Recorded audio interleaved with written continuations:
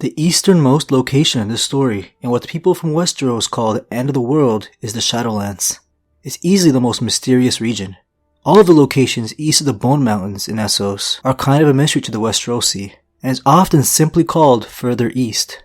The Shadowlands are a mountainous region with very little information written about it, and it'll probably remain that way since the author George Martin has no plans to take the story this far east. If we get any new details about this place, it'll be from characters talking about it or flashback scenes. The Shadowlands, or the Shadow for short, is bordered by the Mountains of the Morn to the north, the Jade Sea and some islands to the west, and the Saffron Straits to the south.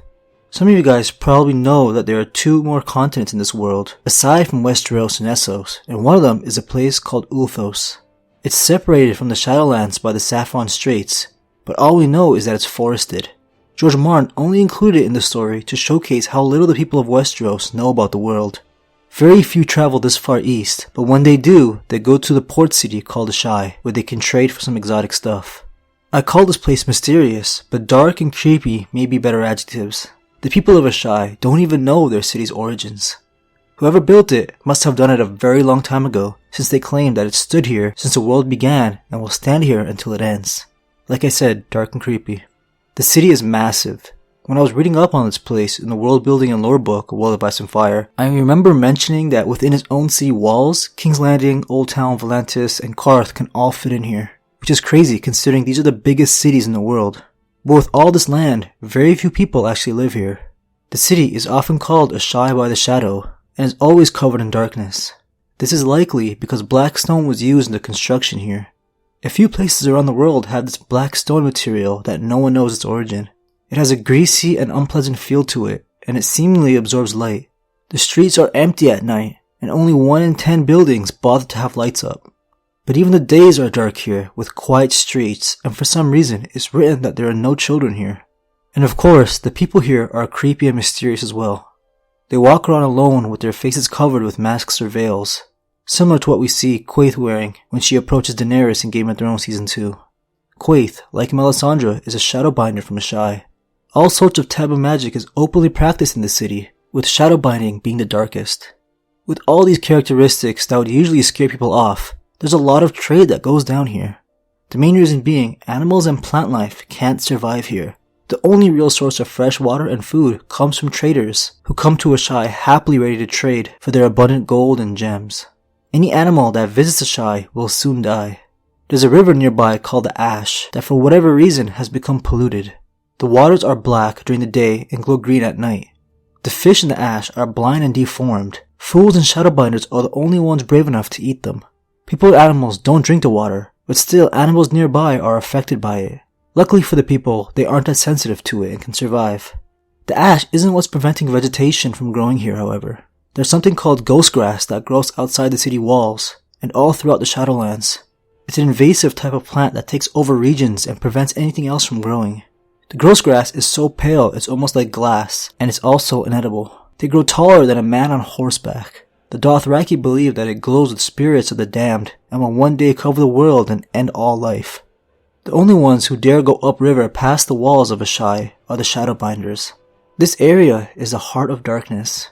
In the caves of the mountains that run along the Ash River, there are rumors of demons and dragons making this place their home. The people of Asshai claim dragons originated from the caves of the Shadowlands. They take this claim further by claiming an ancient group of people were able to tame and control dragons long before the Valyrians, and were the ones who taught them to do the same. This gets a little more interesting when dragon eggs are introduced in the story.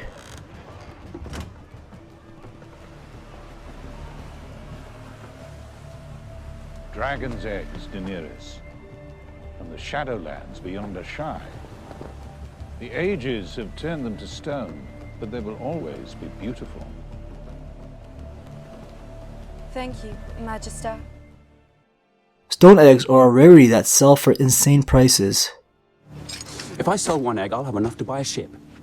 2 eggs, a ship, and an army.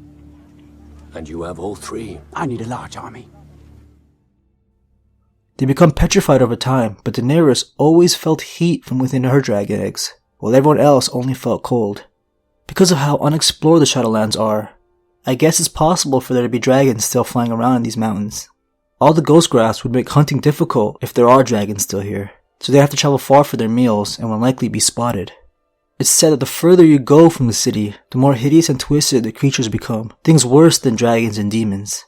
Going up the river will lead you to the doors of Stagai, also called the Corpse City. It's within a valley in this mountain range called the Valley of Shadows. The steep cliffs that surround this area give it its name. It's so dark here that the only light that reaches this place is around noon and remains only for a brief moment before being covered in darkness again. As creepy and brave as the Shadowbinders of Asshai are, they even fear the Corpse City Stagai.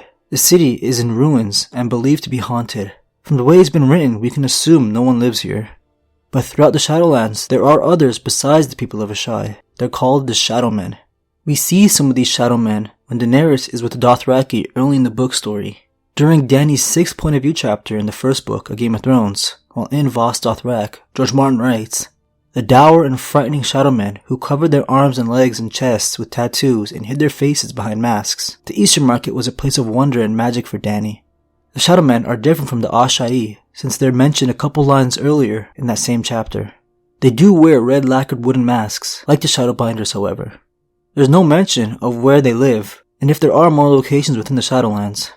Similar to the Wildlings and Ironborn, they survive their unfortunate living conditions by raiding others. I guess it's possible that they're nomads who don't make their homes in any one location. There wouldn't really be a reason because of the lack of food and all the ghost grass. I don't believe the ghost grass grows on the cliffs and the mountain peaks, so maybe some sort of life can be found in the caves. We do know that some emperors from Yeti, their northwestern neighbors, had to guard against the pirating and reaving Shadowmen. There are 4 fairly significant characters that could give us some new insight about the Shadowlands in the future books. There's Melisandre and Quaithe, of course, but Euron Greyjoy did say in the 4th book, A Feast for Crows, "From Ebe to Asshai, when men see my sails, they pray." He's claimed to have traveled all over the place during his exile, and he's been learning about magic. The last character is this super interesting Archmaester named Marwyn the Mage. He spent some time mapping the world and has been to Asshai and studied with the Shadowbinders before returning to the Citadel in Westeros. Guessing by the name of the northern border, the Mountains of the Morn, they're probably not as dark and scary as the Shadowlands, and the reasoning for these areas not being connected. There's a couple strange places within the Mountains of the Morn, like the City of Winged Men, where there are supposedly people with leather wings who can fly. There's a body of water called the Hidden Sea, and on its southern shores is the second city called Carcosa. Carcosa is ruled by a sorcerer lord, who I think I'll further discuss in my next map video, since I plan to do it on the Golden Empire of Yeti, where the sorcerer is claiming to be from. But anyways, I thought I would talk a little bit about the Mountains of the Morn, since there's nowhere near enough information for a dedicated video for this region. I'll be hoping for some more information on the Shadowlands to come, whether it be from Quaithe or Marwyn or whoever in the upcoming books. Hope you enjoyed this map detailing. I'll be starting up my ET video, so you guys can expect that in a week or two. Thanks for watching, guys.